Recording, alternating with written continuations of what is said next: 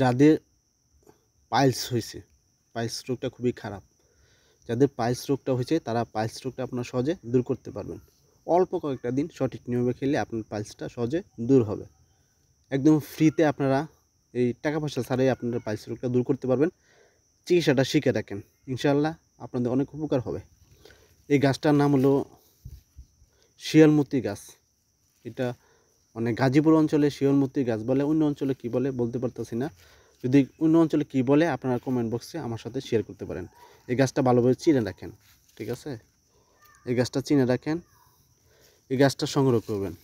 এই সংগ্রহ করে যে এটার শিকড়টা আছে, এটা কিন্তু অনেক ভালো শিকড় হয়। এই শিকড়টা ময়লা আছে তো, মাটি আছে, এই শিকড়টা ভালোভাবে ধুয়ে নেবেন।